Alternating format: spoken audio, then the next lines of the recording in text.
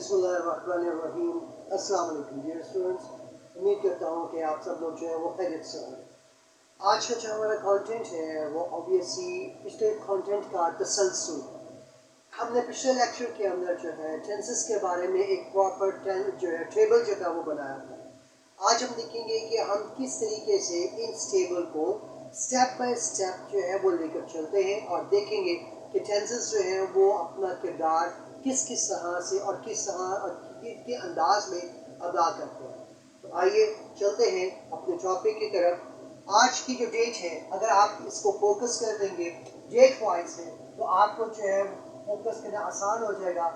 आज की डेट है जी 21 जून 2023। डेट वाइज आपको ये पता चल जाएगा कि हमारे जो लेक्चर्स हैं ये किस तरह से जो है डेट वाइज अपलोड होने लगे हुए हैं और इससे आपको बहुत हद तक जो है वो समझने में जो है क्लैरिटी हो जाएगी कि कल का हमारा जो लेक्चर था वो क्या था। आप जब इसको जो है फोकस करेंगे, इसको देखेंगे, इसको रिव्यू करेंगे और इसको सब्सक्राइब कर लेंगे तो ऑब्वियसली आपके लिए जो आसानी हो जाएगी। सब्सक्राइब करने के लिए हमारा जो चैनल है उसका नाम है जी ज़ुबैर अकेडमी at YouTube।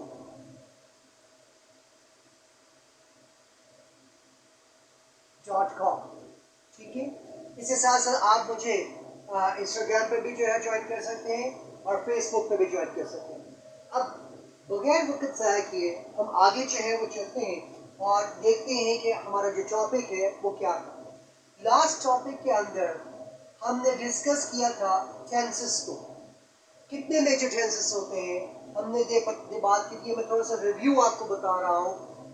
इसके बाद फिर सारा का सारा जो लेक्चर है इंशाल्लाह ताला फिर वो इंग्लिश के अंदर जो है वो कन्वर्ट हो जाएगा, ताकि आपको जो है इंग्लिश लैंग्वेज का भी पता चले, फोकस करने का भी पता चले और इस चीज़ का भी पता चले कि क्या क्या चीज़ें इंग्लिश लैंग्वेज के अंदर जो है वो यूज़ होती है। ठीक है, पहली तो चीज़ ये थी कि 3 मेजर टेंसेस से, एक है जो प्रेजेंट, दूसरा पास्ट और तीसरा फ्यूचर। ठीक है, इसके बाद हमने इन टेंसेस को, जो मेजर टेंसेस थे, इनको हमने सब 4 कैटेगरीज के अंदर डिवाइड कर दिया था और वो बताया था जी इंडेफिनिट, इंडेफिनिट, इंडेफिनिट। ठीक है जी, इसके बाद कॉन्टिन्यूअस, कॉन्टिन्यूअस, कॉन्टिन्यूअस। ठीक है, इसके बाद परफेक्ट, परफेक्ट और perfect, and the last one was that the perfect continuous, perfect continuous and perfect continuous। तो इस तरीके से हमने एक चीज़ डिस्कस की थी कि ये 12 टेंसेस का एक टेबल जो है वो बनता है। ठीक है, ये वो कॉमन चीज़ है जो कि आम तौर पर बच्चों को समझाई भी जाती है, बताई भी जाती है, बच्चे समझ भी जाते हैं, but due to the lack of practice they fail to concentrate over this topic. ठीक है, इस लेक्चर के अंदर और आने वाले लेक्चर्स के अंदर मैं आपको ये बताऊंगा कि आपने किस तरह से इन टॉपिक्स के ऊपर जो है वो फोकस करना है, कौन कौन से एलिमेंट्स ऐसे हैं जिनको आपने जस्ट माइंड में रखना है, इसको रट्टा नहीं लगाना है, इसको रटना नहीं है, आपने जस्ट इनको वेरीफाई करना है कि कौन कौन सी चीज़ किस तरह से इक्वल जो है वो आने लगी हुई है। जब ये चीज़ें आपको समझ में आ जाएंगी तो आपको टेंसेस के ऊपर फोकस करने में कतई तौर पे प्रॉब्लम नहीं आएगी और आप इस टॉपिक को अच्छे तरीके से जो है वो अंडरस्टैंड कर जाएंगे। So let's come and see that how we differentiate and see each tense individually. Okay जी, अब हम देखते हैं सबसे पहला tense. What was that? Present indefinite.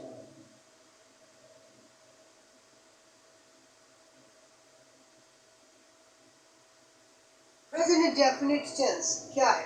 हम क्या करते हैं कि इसको दो हिस्सों में डिवाइड कर देते हैं, जिनको कि हम सिंपल वर्ड में टू वॉइसेस का नाम भी देते हैं. The first voice is to be called as an active voice and the second one is called passive voice. ठीक हो गया? अब ये एक्टिव क्या है और पैसिव क्या है ध्यान में रखिएगा, कोई मुश्किल काम नहीं है. एक्टिव वॉइस का मतलब ये होता है डायरेक्ट, जैसे मैं आपके साथ जो है डायरेक्टली इस चीज को परफॉर्म करने लगा हूँ, तो इस टॉपिक के अंदर, इस लेक्चर के अंदर मेरी जो इन्वॉल्वमेंट है वो क्या है, एज एक्टिव है. लिहाजा जो भी काम करवाया जाएगा वो मेरे थ्रू करवाया जाएगा, तो जो भी काम मैं परफॉर्म करूंगा वो एक्टिवली होगा. ठीक है, तो इसका एक तरीकाकार, इसका फॉर्मूला है. एक्टिव वॉइस के अंदर हमेशा सब्जेक्ट पहले आता है, इसके बाद हेल्पिंग वर्ब अप्लाई होती है, इसके बाद फिर इसकी वर्ब के अंदर इसकी वर्ब की फर्स्ट फॉर्म इसमें अप्लाई होती है, और आखिर में जिस चीज पर काम हो रहा होता है यानी कि जो ऑब्जेक्ट होता है वो आखिर में आता है. पैसिव वॉइस में कंडीशन ऑपोजिट होती है, इसके अंदर जो कंडीशन होती है वो इनडायरेक्ट होती है. इट मींस दैट मैंने आपको लेक्चर दिया और आपने वही टॉपिक जो कि आपको यहाँ पर व्हाइट बोर्ड पर लेक्चर के ऊपर बताया जा रहा है, ये लेक्चर में मैं समझाने लगा हुआ हूँ, वो आप किसी तीसरे फरीक को बताते हैं, तो उस तरह से जो मेरी इन्वॉल्वमेंट होगी वो इनडायरेक्ट हो जाएगी. ठीक है, तो उसकी कंडीशन क्या होगी, इसके अंदर हमेशा कंडीशन ऑपोजिट हो जाती है. यहाँ पर ऑब्जेक्ट जो है वो एंड में है, जबकि यहाँ पर ऑब्जेक्ट जो है वो पहले आ जाता है. इसके बाद इसमें हेल्पिंग वर्ब अप्लाई होती है, यहाँ पर भी अप्लाई हुई है, यहाँ पर भी अप्लाई हुई है. और याद रखिएगा कि पैसिव वॉइस के अंदर हम हमेशा वर्ब की थर्ड फॉर्म इस्तेमाल करते हैं. और दूसरी चीज ये है कि इस चीज के अंदर या तो सब्जेक्ट एब्सेंट होता है या फिर इनडायरेक्ट होता है. लिहाजा जब सब्जेक्ट इनडायरेक्ट होगा तो इसके साथ बाय लगेगा और आखिर में सब्जेक्ट जो है वो आ जाएगा. और अगर ये ना हुआ तो फिर आपका जो फॉर्मूला है वो थर्ड फॉर्म पर ही आके खत्म हो जाता है. यानी अगर आपके जुमले में सब्जेक्ट जो है उसकी इन्वॉल्वमेंट नहीं है, ठीक है, तो फिर आपका जुमला जो है वो यहीं पर आके खत्म हो जाता है. लेकिन चूंकि अभी इसकी इन्वॉल्वमेंट जाहिर करनी है, लिहाजा मैं यहाँ पर इस फॉर्मूले को कंप्लीट कर देता हूँ. अब इसकी पहचान क्या है? पहचान ऐसे अल्फाज के, ऐसे जुमले जो सिंपल वर्ड में ता है, टी है और पे है के ऊपर के खत्म होते हैं, तो वो कौन सा टेंस कहलाता है कि प्रेजेंट और इंडेफिनिट, मीन प्रेजेंट इंडेफिनिट. ये इसकी पहचान है. ठीक हो गया जी. अब हम आते हैं पॉइंट्स के ऊपर कि क्या क्या चीजें इनको डिफरेंशिएट करती हैं एक दूसरे से. सबसे पहली तो चीज ये है कि इसके अंदर एक्टिव में हम वर्ब की हमेशा कौन सी फॉर्म इस्तेमाल करते हैं, फर्स्ट फॉर्म अप्लाई करते हैं. ठीक है, जब यहाँ पर आप आ जाए तो हमारे पास वर्ब की कौन सी फॉर्म है, ये ले जी थर्ड फॉर्म. ठीक हो गया. अब पॉइंट नंबर 2, पॉइंट नंबर 2 के अंदर ये आता है कि इसमें हम कौन सी हेल्पिंग वर्ब अप्लाई करते हैं. तो याद रखिएगा कि इसके अंदर दो हेल्पिंग वर्ब्स हैं, एक को हम नाम देते हैं डू का और दूसरे को हम नाम देते हैं डस का. ठीक है जी, तो ये दो हेल्पिंग वर्ब्स हैं वो इस टेंस के अंदर अप्लाई होती हैं. पॉइंट नंबर 2 मीन के पैसिव के अंदर यहाँ पर हमारे पास ये दो हेल्पिंग वर्ब्स हैं, जबकि यहाँ पर हमारे पास तीन हेल्पिंग वर्ब्स आ जाएंगी, इज, एम और आर. ठीक हो क्या, ये चीज समझ में आ गई. फिर पॉइंट नंबर 3, पॉइंट नंबर 3 ये है कि when you make the sentence negative then what you apply, obviously not. तो हम क्या करते हैं, हम हर हेल्पिंग वर्ब के साथ नॉट अप्लाई कर देते हैं, तो ये बन जाता है डू नॉट और डज नॉट. ठीक है. अब एक और चीज है जो आपको मैंने बतानी है, वो ये कि where we apply does and where we apply does and where we apply do, वहां पर किन किन सब्जेक्ट के साथ ये इस्तेमाल किया जाता है, ये भी अच्छा यू नो. अच्छा जी, पॉइंट नंबर 3, यहाँ पर आपने नॉट लगा दिया, तो ऑब्वियसली सेंटेंसेस को नेगेटिव बनाने के लिए हम जितने भी हेल्पिंग वर्ब्स हैं इनके साथ जो है हम नॉट लगा देंगे, तो ये क्या बन जाएगा, ये नेगेटिव, इनका सेंटेंसेस जो है वो नेगेटिव बन जाएंगे. ठीक है जी. अब पॉइंट नंबर 4 वो क्या है, वो ये है कि आप सेंटेंस को जब सवालिया जुमला बनाते हैं, इंटरोगेटिव सेंटेंस बनाते हैं, then how you make the sentence and convert the formula. In which condition, ठीक है, ये चीज आपको बताना था। हमेशा याद रखिएगा कि whenever we make a sentence and interrogative, we obviously use helping verb in the start of the formula obviously। हमारे पास यहाँ पे helping verb कितने हैं? दो हैं, do और does है। तो यही मैं आपको ये एक्सपोज करेंगे, यही helping verb है। तो हम क्या करेंगे, helping verb को पहले ले आएंगे, देन सब्जेक्ट को अप्लाई करेंगे, देन वर्ब की फर्स्ट फॉर्म को अप्लाई करेंगे, देन ऑब्जेक्ट को अप्लाई करेंगे, और इसके बाद फिर हम आखिर में क्वेश्चन मार्क लगा देंगे। In this condition your sentence will convert into an interrogative condition. Same is like here. हमारे पास यहाँ पे कितनी हेल्पिंग वर्ब्स हैं? 1 2 एंड 3। हम क्या करते हैं, इस हेल्पिंग वर्ब को हम स्टार्ट में ले आते हैं, then we apply object, then we apply third form of verb, क्योंकि हेल्पिंग वर्ब जो है वो पहले आ चुका है। Then we apply by, and then we apply subject, and in the end we apply question mark. Is it clear now? Okay. अब sentence को negative बनाना है, तो क्या करेंगे? Let's come here and I'll write here this one. Point number 5.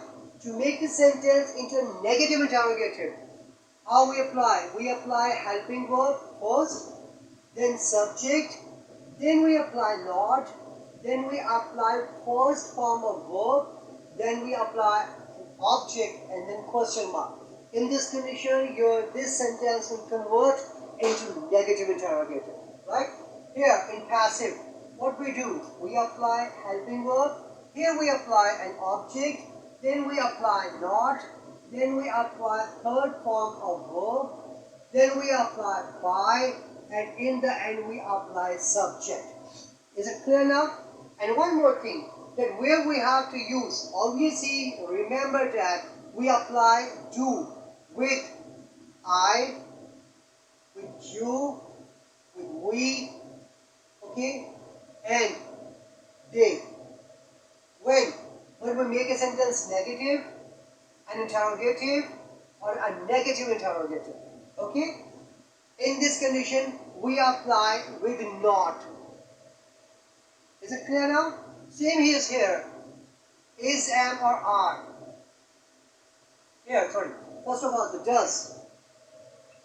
We apply does with he, with she, with it, and with name. When the same condition applies, with negative, with an interrogative, negative, interrogative, or negative interrogative. Is it clear now? But here the condition in passive voice some changes. For example, we apply here I, you, the helping verb with that. But here the condition changes.